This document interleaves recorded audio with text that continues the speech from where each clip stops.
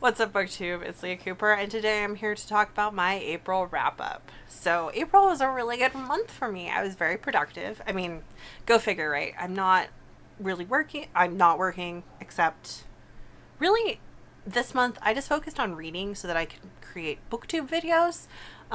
Because I do feel like since I've been working in my job, my attention hasn't really been on booktube.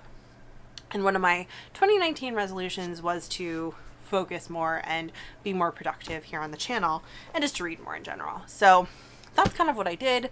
I participated in 2 readathons. I am pretty satisfied with how both readathons went, one more than the other, but they both went really well. I read/finished a total of 10 things this month for a total of 3,092 pages.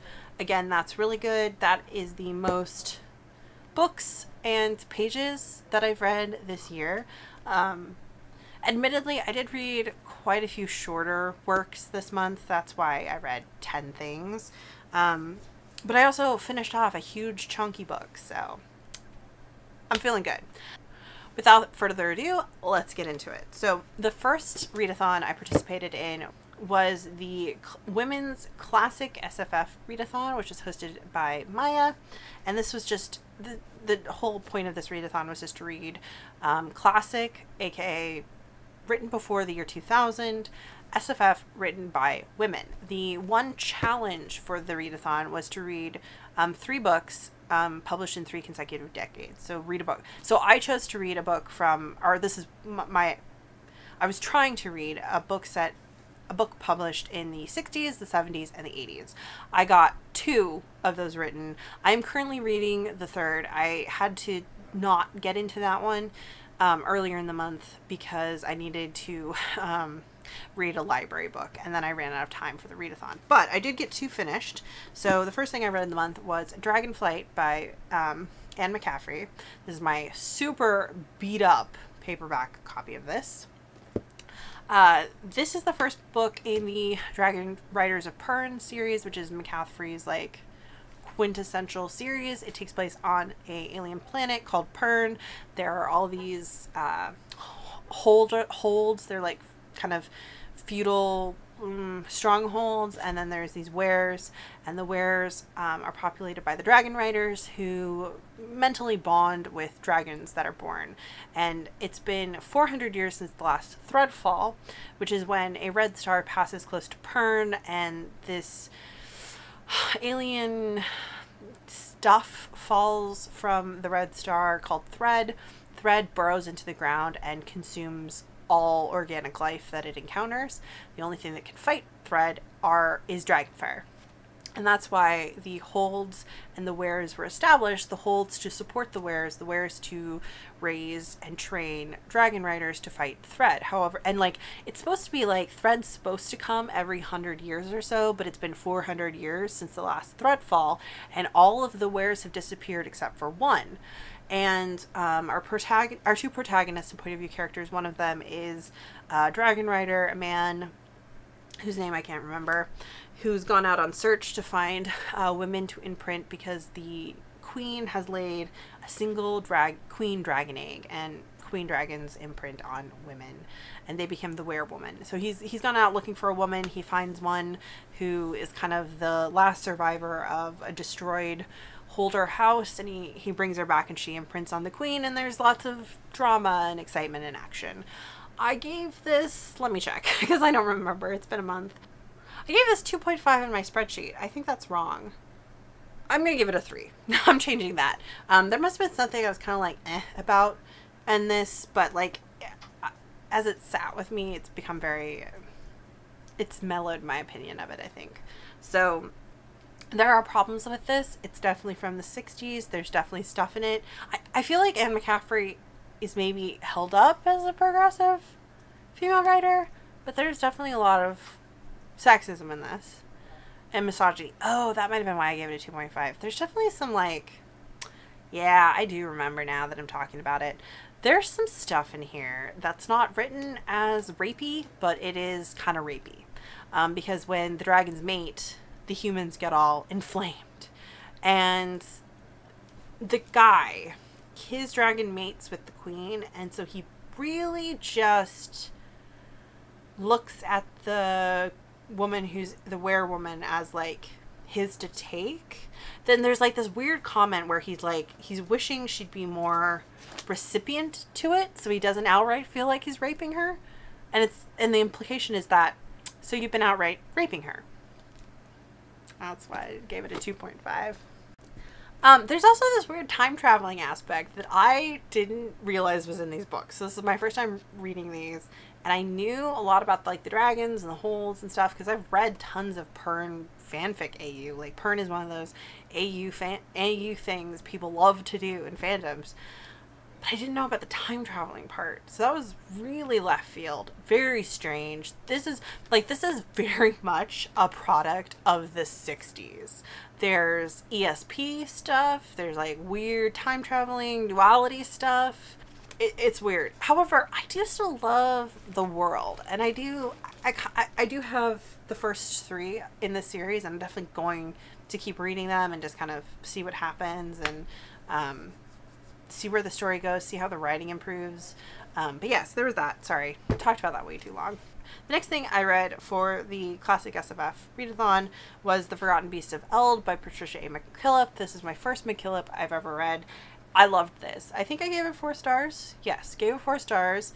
It's about a wizard, and she lives on this mountain. She's the granddaughter of a wizard who left and kind of went to this mountain and started calling magical beasts to him and binding them to him, and he created this menagerie. Now she's the guardian of the menagerie, and she's trying to call this bird to her, and a man comes to her with a baby, and the baby is apparently the child of her cousin, and it's in the confluence between all these like warring kings and lords and stuff. And so she raises the child and loves him, but he wants to know about his father, and so she eventually calls his father to him, and she lets him go with his father, but when his father sees how powerful she is, he begins to fear her, and that kicks off a lot of stuff.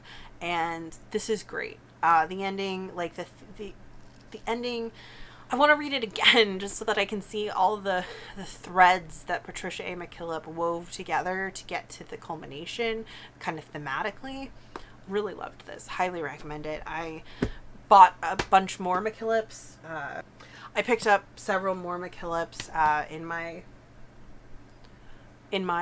Severance book haul, basically, because of that one, how much I liked that one. After that, I read for the BookTube SFF Awards, Sal and Gabby Break the Universe by Carlos Hernandez. This is a middle grade science fiction novel it's about a kid named Sal who's new in Florida. He's Cuban American. He's going to this very artistic Cuban American school. It's a near future. It's like Overwatch. It's like set in Overwatch. I still really strongly agree with that comparison. I talk more about this in my middle grade wrap up for all the books I read for the middle grade category in the BookTube SFF Awards. I'll link that up above. I gave it 3 stars. I liked the characters. I didn't like the plot or lack of plot. It was very much a slice of life that went on too long, and I was I spent 300 pages waiting for the plot to begin, and it never happened. So not for me.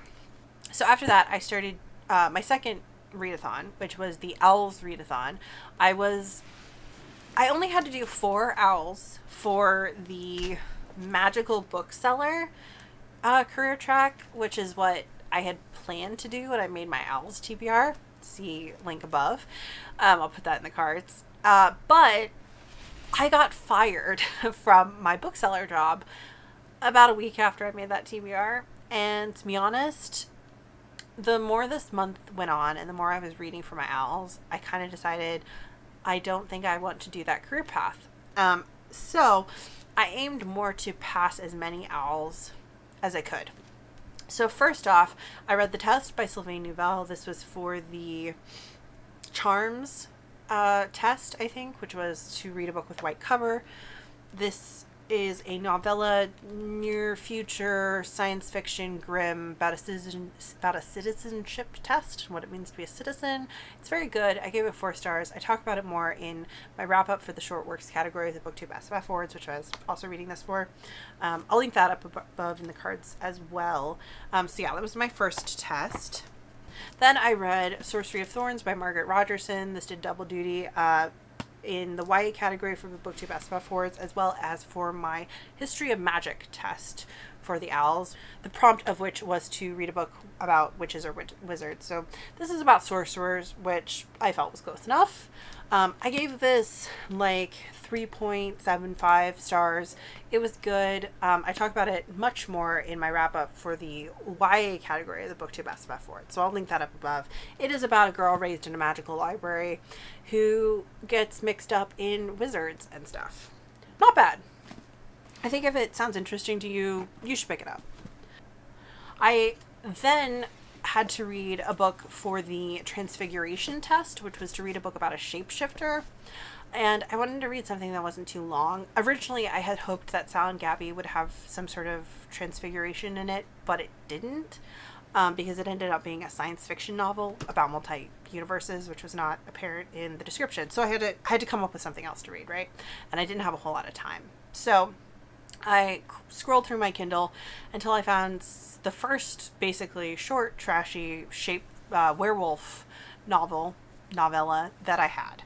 And that was, I'm a little ashamed to say, Mating the Omega by Anne Katrin Bird. So I don't know where I picked this up. I'm sure it was like free and came in like a BookBub advertisement or like a Fussy Librarian advertisement or something, and I just picked it up because it was free. And I definitely went through a period where I would just download free werewolf, like Werewolf books, with the idea that I would read more of them to do more research into the genre, because I have in the past written Werewolf novels. But yeah, I read this. It's like 170 pages. I will say there was a couple parts of it where it was kind of like the right kind of angsty hurt comfort that kind of gave me feels, but then it went really gross with like the Omega verse obsession with pregnancy, which is just gross and problematic and not my thing.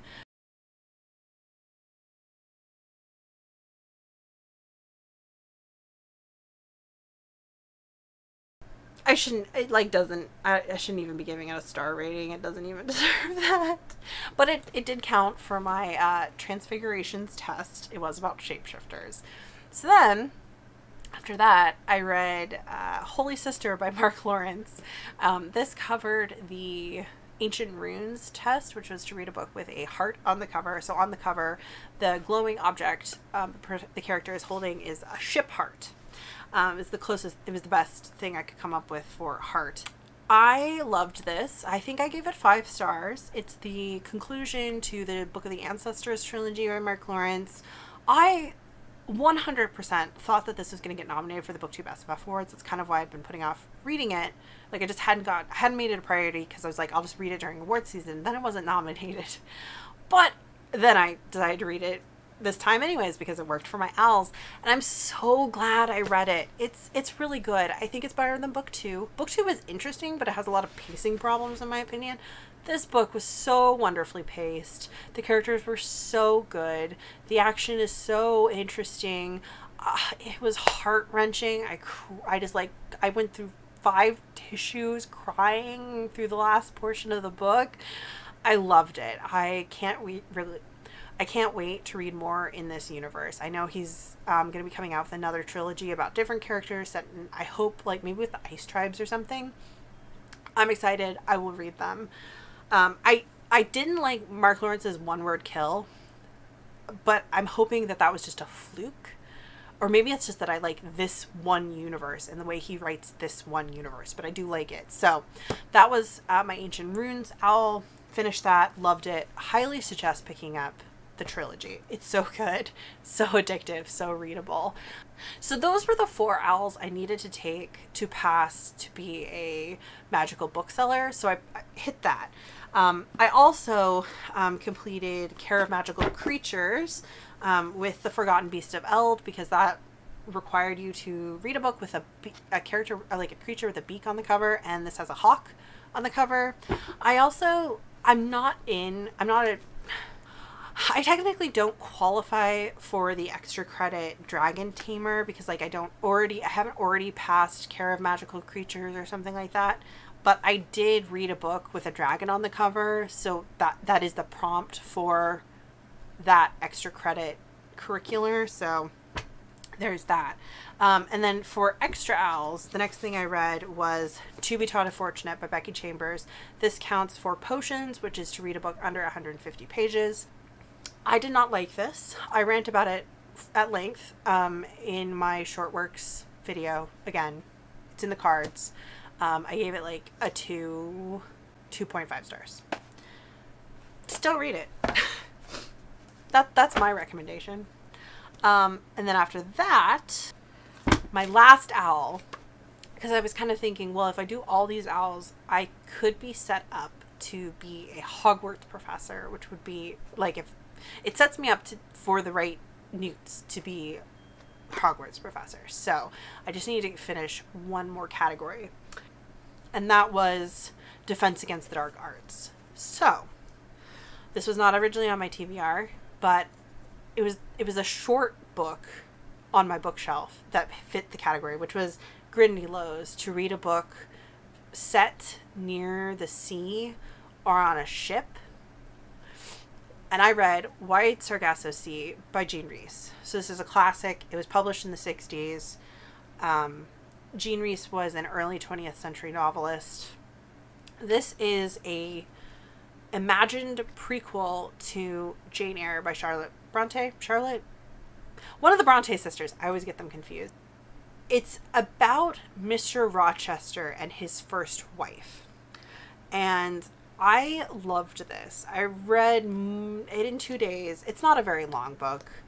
It's beautifully written, disturbingly written. I can't quite decide how much of it is potentially racist and how much of it is just reflective of how racist the white characters are, because it takes place in Jamaica. It is about a Creole girl, so that means a white Caribbean born, whose father dies right after the emancipation, the British emancipation, and her mother and her brother are living on their estate. It's falling into ruin. All of their slaves have obviously left them because, like, fuck these people. Her mother is going a little crazy. Her mother is from Martinique, so that means she's French, technically, and she's not white, but they're not white enough. And also Jamaica is like an English island, and so the other white people basically shun her mother. And her mother's going a little nuts. And our protagonist, Antoinette, kind of runs wild on the island. And eventually her mother remarries to an English man. And then some natives burn their house down. The natives don't like their family because, again, her father and all of his fathers before them were slave owners. So understandably, her mother loses her son and seems to be a little unhinged. She tries to kill her husband, and he puts her in the care of 2 people who actually abuse her, and just like hide her away from society and send Antoinette to a convent to be educated by nuns. And then we flash forward to part 2, and it's from the point of view of Mr. Rochester, who's arrived in Jamaica. He's a younger son, and he has no fortune, and he's pretty despised by his father and his brother, and he's trapped very quickly into marrying Antoinette, whose stepfather left her a lot of money, and her stepbrother doesn't want to have to take care of her, so he sells her basically to Mr. Rochester, except enticing Mr. Rochester with her dowry. And so Rochester comes into possession of all of her money and complete possession of her. And the bulk of the book, the second part, is their honeymoon and how much he despises her and how he plays into all of the local superstition about her and how insanity runs in her family, and how he uses that as an excuse to kind of start to dehumanize her.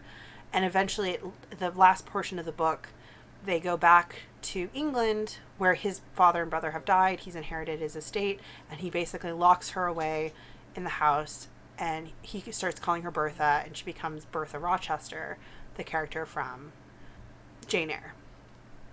And it's a heartbreaking story. And I've read this. I wanted to read this because I have an idea for using this as some basis behind some characters in a book I want to write. And like reading this really just confirmed all of my thoughts about what this was talking about, and how like, yes, this works perfectly for my project.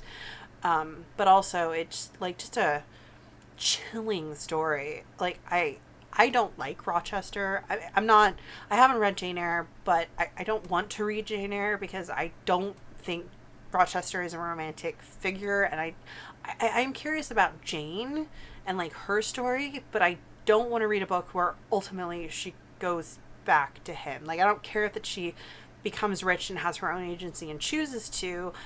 I still think he's a monster, and I don't think Jean Rhys is too far off with this interpretation of his character. So yeah, this was very interesting. Trigger warning for the use of the N-word a lot though, because it's set in like 1860s Jamaica, and so both white and black characters use that word, just so you know and aren't shocked. And again, since it was written in the 60s by a white woman who admittedly is from the Caribbean, it needs to be read critically. So that's my thoughts on that. I really enjoyed that. And that was my last OWLs. So I read 7 OWL exams. I sat for 7 OWLs, did that. Plus, like, if I can count this as an extra credit. And I am totally prepared to take the newts for the Hogwarts professor whenever the newts come around. But that is not the last thing I read / finished this month. The last thing I finished, and I'm losing my voice, so I'll try to wrap this up quickly. The last thing I finished in the March of April, finally, was The Historian by Elizabeth Kostova. So I've been reading this since Tome Topple in February. It took 81 days start to finish.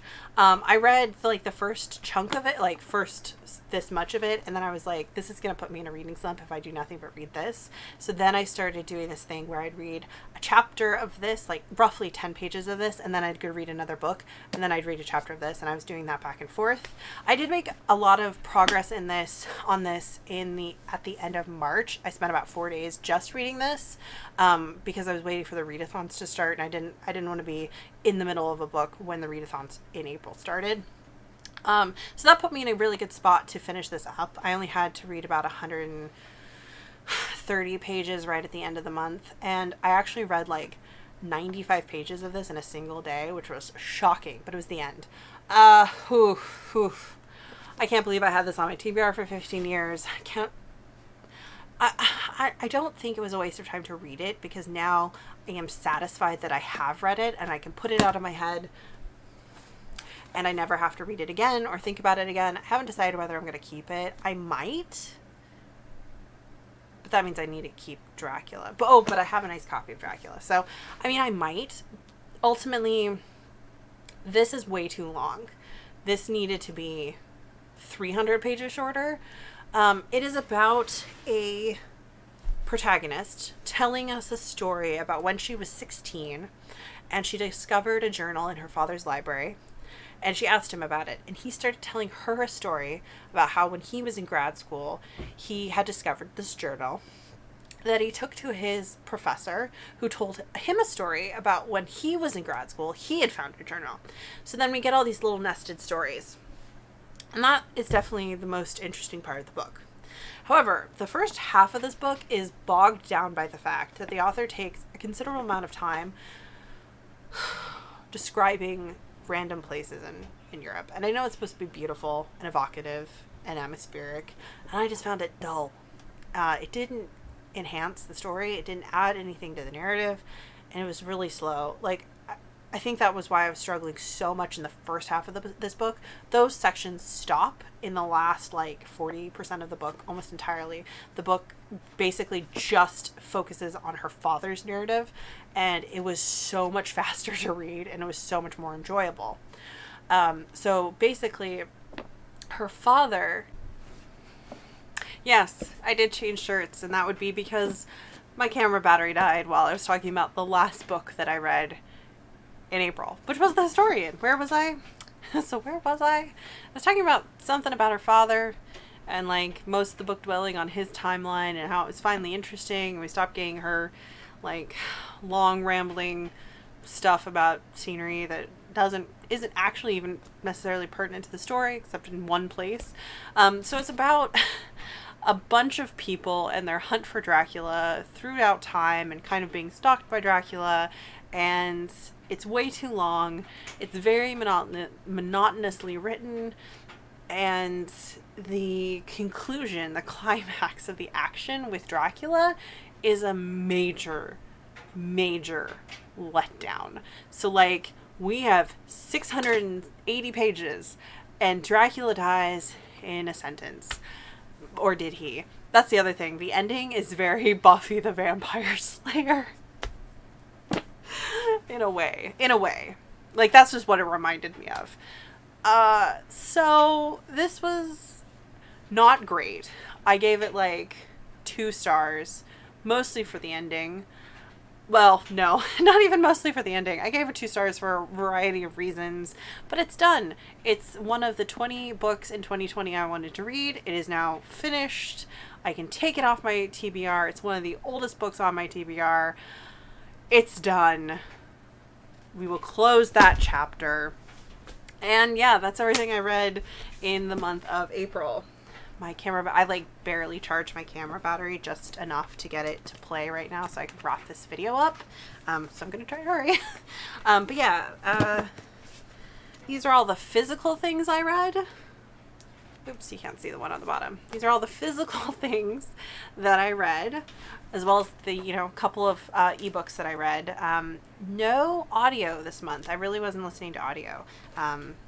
I have since picked up a new audiobook to listen to. It was honestly just what I was listening to. I was listening to How Long Till Black Future Month by N.K. Jemisin, which I think I would have more success reading physically or listening to on a road trip. It's not a book I can listen to while I'm like actively doing something else, which is what I like to do when I'm listening to audiobooks at home. Unfortunately, it's a little bit too complex for that, so I just wasn't picking it up. I will eventually finish reading that short story collection because I did enjoy what I had read, but I went ahead and let the hold on it expire for now.